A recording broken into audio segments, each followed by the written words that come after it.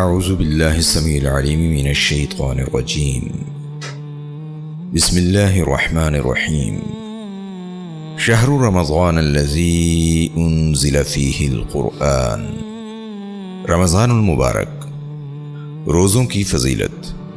رمضان المبارک کا مہینہ بڑی فضیلت و اہمیت کا حامل ہے۔ اس کی فضیلت متعدد حیثیتوں سے ثابت ہے۔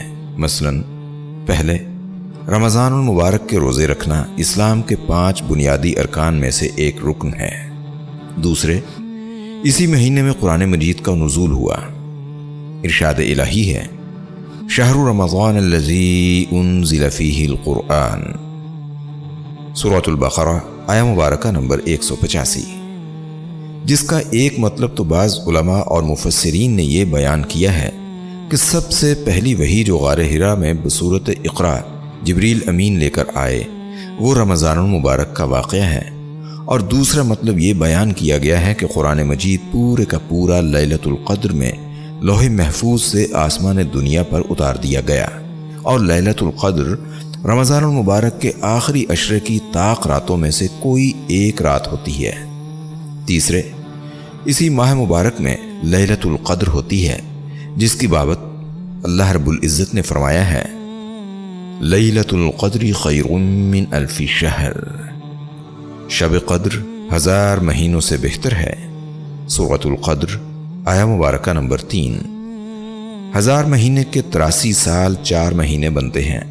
عام طور پر انسانوں کی عمریں اس سے کم ہوتی ہیں، لیکن اس امت پر اللہ تعالیٰ کی یہ کتنی مہربانی ہے کہ وہ سال میں ایک مرتبہ اسے لیلۃ القدر سے نواز دیتا ہے، جس میں وہ اللہ تعالیٰ کی عبادت کر کے 83 سال کی عبادت سے بھی زیادہ اجر و ثواب حاصل کر سکتا ہے۔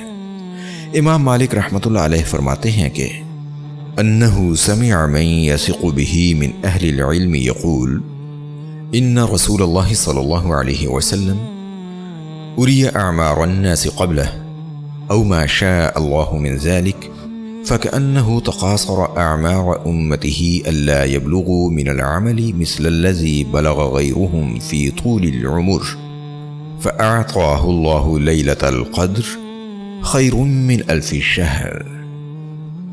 انہوں نے بعض معتمد علماء سے یہ بات سنی ہے کہ رسول اللہ صلی اللہ علیہ وسلم کو آپ سے پہلے لوگوں کی عمریں دکھلائی گئیں، تو آپ صلی اللہ علیہ وسلم کو ایسا محسوس ہوا کہ آپ صلی اللہ علیہ وسلم کی امت کی عمریں ان سے کم ہیں، اور اس وجہ سے وہ ان لوگوں سے عمل میں پیچھے رہ جائے گی جن کو لمبی عمریں دی گئی۔ تو اللہ تعالیٰ نے اس کا ازالہ اس طرح فرما دیا کہ امت محمدیہ صلی اللہ علیہ وسلم کے لیے لیلۃ القدر عطا فرما دی، جو 1000 مہینوں سے بہتر ہے۔ موطا امام مالک کتاب الاعتکاف۔ چوتھے، اس مہینے کے روزے اللہ تعالیٰ نے فرض کیے ہیں، اور روزہ رکھنا بھی نماز، زکوٰۃ اور حج کی طرح ایک نہایت اہم عبادت ہے، اور روزے کی فضیلت متعدد احادیث سے ثابت ہے۔ مثلاً ایک حدیث میں فرمایا، اذا دخل رمضان فتحت ابواب السماء وغلقت ابواب جہنم وسلسلت الشیاطین۔ جب رمضان آتا ہے تو آسمان، اور ایک روایت میں ہے کہ جنت کے دروازے کھول دیے جاتے ہیں اور جہنم کے دروازے بند کر دیے جاتے ہیں، اور بڑے بڑے شیاطین کو جکڑ دیا جاتا ہے۔ صحیح البخاری کتاب الصوم، صحیح مسلم کتاب الصیام۔ الصوم جنہ یستجن بها العبد من النار، روزہ ایک ڈھال ہے جس کے ذریعے سے بندہ جہنم کی آگ سے بچتا ہے۔ صحیح الجامع۔ ایک دوسری روایت کے الفاظ اس طرح ہیں، الصوم جنۃ من عذاب اللہ، روزہ اللہ تعالیٰ کے عذاب سے بچاؤ کی ڈھال ہے۔ صحیح الجامع۔